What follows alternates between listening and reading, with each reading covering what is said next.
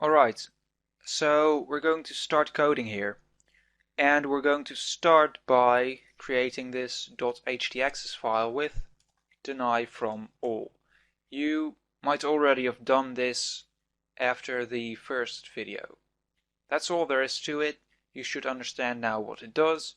So we're just going to close it and never touch it again. In this video we're going to work with config.php and init.php. Now, as I mentioned, config.php is used to define configuration variables. So that's exactly what we're going to do. And we're going to do it within an array. So we're going to say config, then db host equals localhost.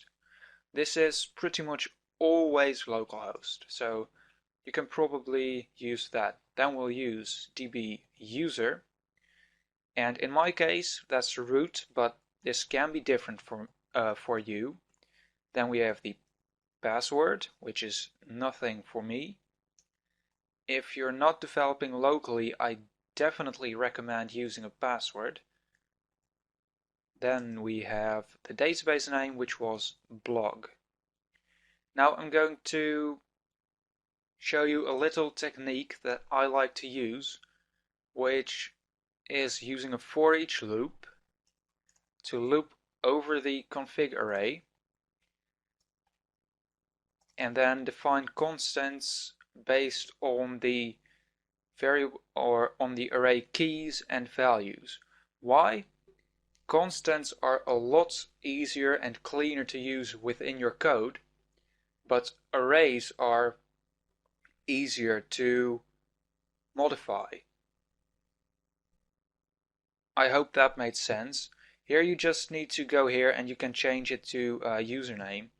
If you were defining one, you would define db user to username, and you would have to search through possibly a long list of definitions and then go in the function and modify it, and this is just a lot cleaner.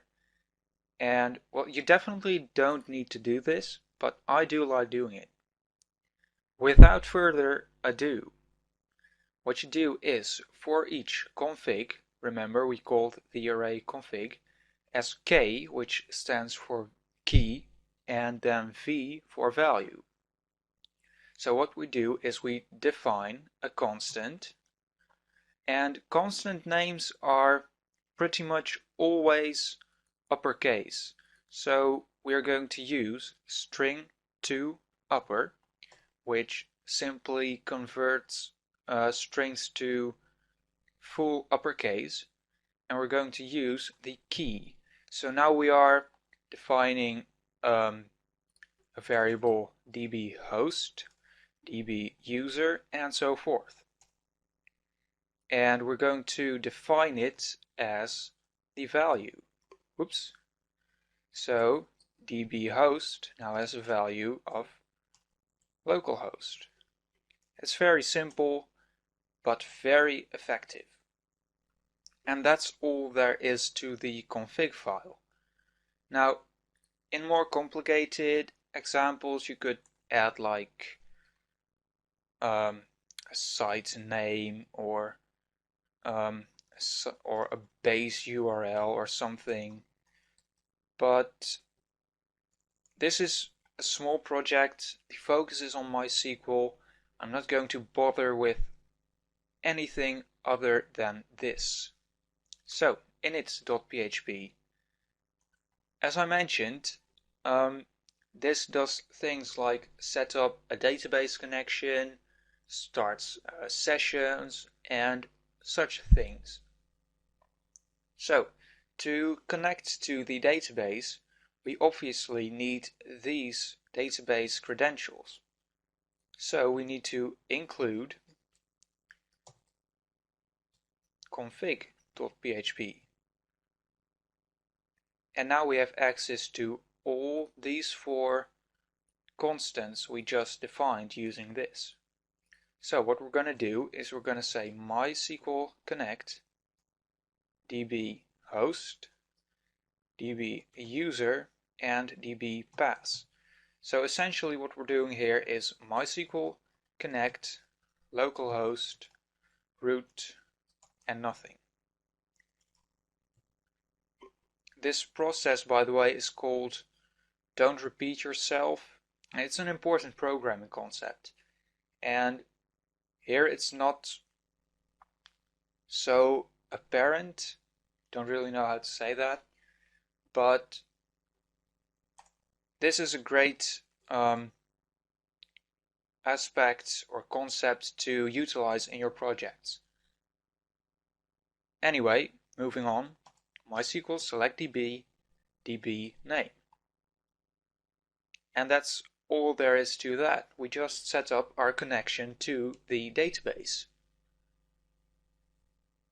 Now all we need to do is include the blog functionality, which we store in the functions folder in the blog.php file. And in this case, the init file is very small, but this is all there is to it. It's very simple, but by including just this page or this file on every page, you just made your life a lot easier than if you would do this every single time.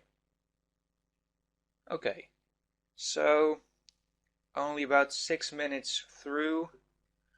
Let's see what we can still do.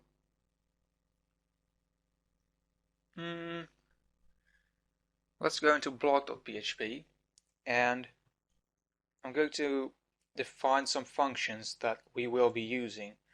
We're going to have a function called addPost, which adds a title, of course the contents, and a category.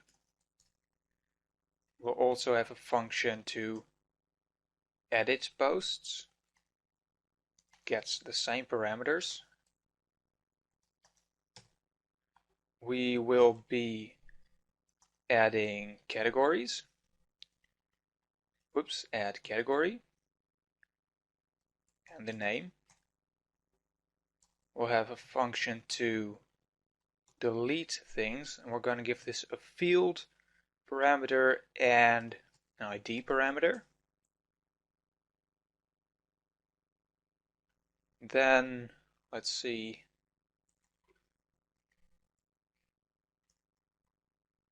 a get posts functions, which has an ID equals null and get ID equals null. I'll cover what this all means later. I'm just defining the functions now. We'll also have a function called get categories, which has no parameters, and that looks just about fine to me.